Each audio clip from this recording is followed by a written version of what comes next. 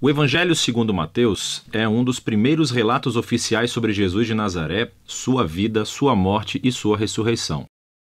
O livro em si é anônimo, mas a tradição confiável mais antiga aponta para Mateus, o cobrador de impostos que foi um dos 12 apóstolos que Jesus nomeou, e ele realmente aparece dentro do próprio livro. Por cerca de 30 a 40 anos, os apóstolos ensinaram oralmente e transmitiram seus relatos de testemunho sobre Jesus, assim como os seus ensinamentos que haviam memorizado. E Mateus reuniu e organizou tudo isso nessa incrível tapeçaria e criou o livro para destacar certos temas sobre Jesus. Nesse vídeo, vamos cobrir a primeira metade do livro. Especificamente, Mateus quer mostrar como Jesus é a continuação e o cumprimento de toda a história bíblica sobre Deus e Israel, que Jesus é o Messias da linhagem de Davi, que ele é o novo mestre com autoridade, como Moisés. Mas não só. Jesus é o Deus conosco, ou em hebraico, Emanuel. E Mateus desenhou esse livro com uma introdução e depois uma conclusão. Estes agem como uma moldura em torno de 5 seções claras aqui mesmo no centro, cada uma das quais é concluída com um longo bloco de ensinamentos de Jesus. E esse conceito é intencional e incrível. Veja como isso funciona. Os capítulos de 1 a 3 preparam o palco, vinculando a história de Jesus diretamente ao enredo da escritura do Antigo Testamento. Então Mateus abre com a genealogia de Jesus, destacando como ele é da linha messiânica do filho de Davi. E ele é filho de Abraão, o que significa que ele trará a bênção de Deus para todas as nações.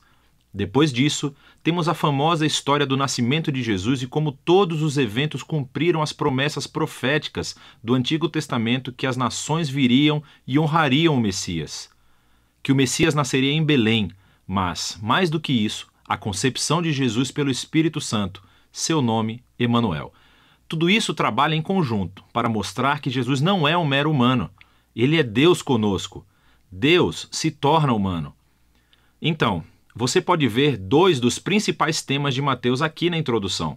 Ele é da linha de Davi, ele é Emanuel, mas Mateus também quer mostrar como Jesus é um novo Moisés. Assim como Moisés, Jesus saiu do Egito, atravessou as águas do batismo e viveu no deserto por 40 dias. E então Jesus sobe a uma montanha para entregar seu novo ensinamento. Através de tudo isso, Mateus afirma que Jesus é o prometido maior do que a figura de Moisés, que libertará Israel da escravidão. Ele vai lhes dar um novo ensinamento divino. Ele vai salvá-los de seus pecados e estabelecer uma nova aliança entre Deus e o seu povo. Esse paralelo entre Jesus e Moisés também explica por que Mateus estruturou o centro do livro da maneira que fez. Essas 5 partes principais destacam Jesus como mestre e Mateus criou um paralelo. Jesus como mestre é um paralelo aos 5 livros de Moisés. Jesus tem autoridade como o novo mestre da aliança que cumprirá a história da Torá. Na primeira sessão, capítulos 4 a 7, Jesus entra em cena anunciando a chegada do reino de Deus, e isso é realmente fundamental. O reino é, em essência, sobre a operação de resgate de Deus para todo o seu mundo, o que acontece através do Rei Jesus. Jesus veio para enfrentar o mal, especialmente o mal espiritual, e todo o seu legado de opressão demoníaca, doença e morte. Jesus veio para restaurar o governo de Deus e reinar sobre o mundo inteiro, criando uma nova família de pessoas que o seguirão, obedecerão aos seus ensinamentos e viverão sob o seu governo. Então, depois que Jesus começa a curar pessoas e formar um movimento, uma comunidade, ele leva seus seguidores para uma montanha ou encosta. Entrega seu primeiro grande bloco de ensinamentos, tradicionalmente chamado de o Sermão do Monte. E aqui, Jesus explora como é segui-lo e viver no reino de Deus. E é um reino invertido no qual não há membros privilegiados. Assim, os pobres, os Zé Ninguém, os ricos, os religiosos, todos são convidados e chamados a se converter, a se arrepender e a seguir Jesus e unir-se à sua família. Jesus diz que ele não está aqui para anular os mandamentos da Torá ou do Antigo Testamento. Em vez disso, ele está aqui para cumprir tudo isso através da sua vida, através dos seus ensinamentos. Ele está aqui para transformar os corações do seu povo, para que eles possam verdadeiramente amar a Deus e amar o próximo, incluindo os seus inimigos. Depois de concluir o seu grande ensinamento sobre o reino, a próxima sessão mostra Jesus trazendo o reino à realidade no dia a dia das pessoas. Então, Mateus reuniu aqui 9 histórias sobre Jesus trazendo o poder do reino de Deus para as vidas de pessoas desvirtuadas. Existem 3 grupos com 3 histórias e elas são todas sobre pessoas que estão doentes, ou têm corpos quebrados, ou estão em perigo. E Jesus as cura ou salva por esses atos de graça e poder.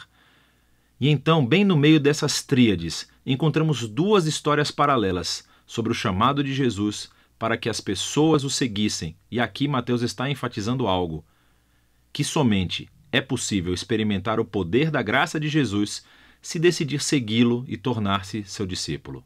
Depois de Mateus ter mostrado o poder do reino através de Jesus, Jesus estende o seu alcance, enviando os 12 discípulos que farão o que ele tem feito. E isso leva ao segundo grande bloco de ensinamentos, o capítulo 10.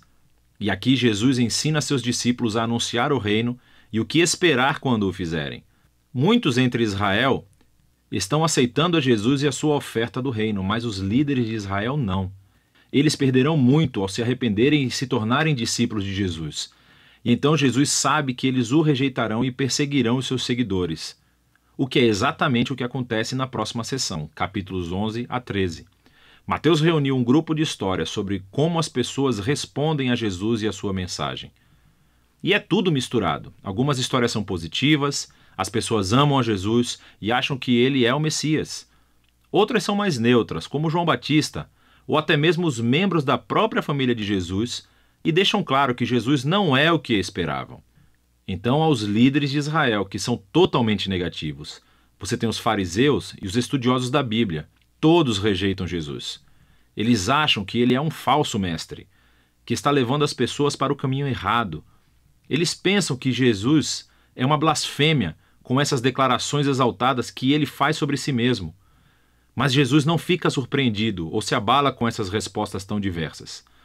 De fato, ele se concentra nisso no terceiro bloco de ensinamentos no capítulo 13.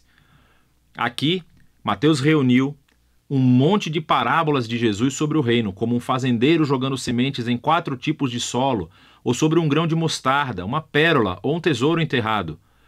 Essas parábolas são como um comentário sobre as histórias que você acabou de ler nos capítulos 11 e 12.